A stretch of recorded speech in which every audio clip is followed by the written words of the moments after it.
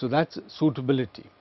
Now, the second broad rubric used for evaluating the strategic options that we have is feasibility. Now, what does feasibility mean? Feasibility means that the assumptions that we make in arriving at that strategic option, are these assumptions realistic, right?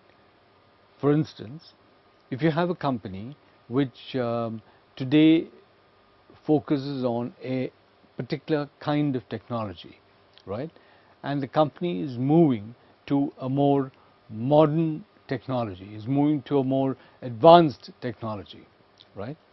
For instance, let's look at a company which is in the water purifier market.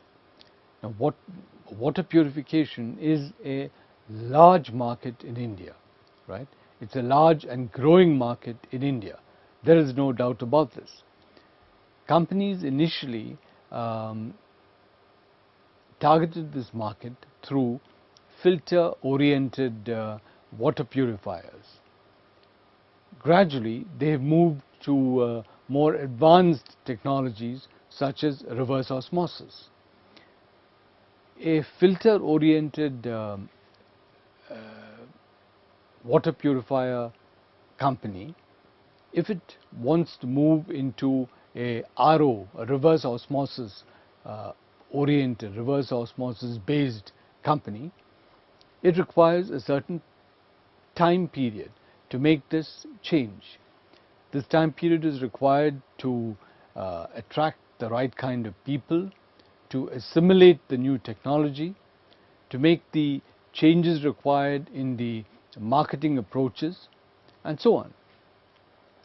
The issue is, does the strategic option that we have at hand, which we are evaluating, does it provide the time required for the company to make these kinds of changes, right?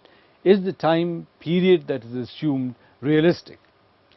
This is what we mean by feasibility. And finally, you have the third broad rubric, which is acceptability. Now, this is a very, very critical issue.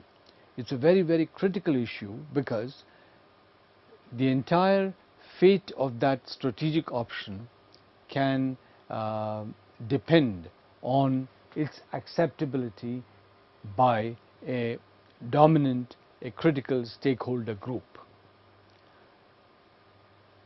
Suitability and feasibility, important criteria though they are, they are not criteria which are life or death situations, right? They are criteria which are really a question of providing time for the company to adjust, to make alterations in case there are mistakes that the company has made. However, in the case of this criteria, in the case of the criteria of acceptability, it's a life or death situation. If the criteria is not acceptable to a dominant stakeholder group, then that particular strategic option will simply not take off, right? The expectations could be in terms of financial expectations. For instance, a strategic option that has come may have a certain element of risk, right?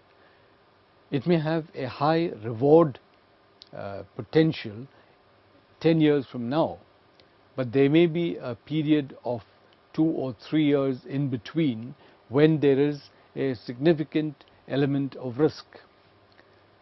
A bank or a financial institution which has lent funds to that company may simply not be prepared to accept that kind of risk, and therefore that particular strategic option is a non-starter.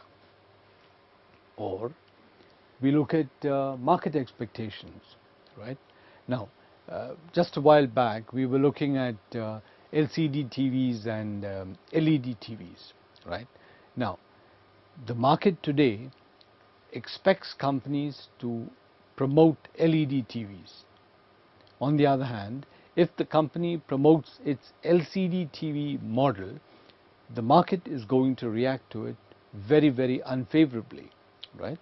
Now, here again, that particular strategic option based on LCD TVs will just not take off.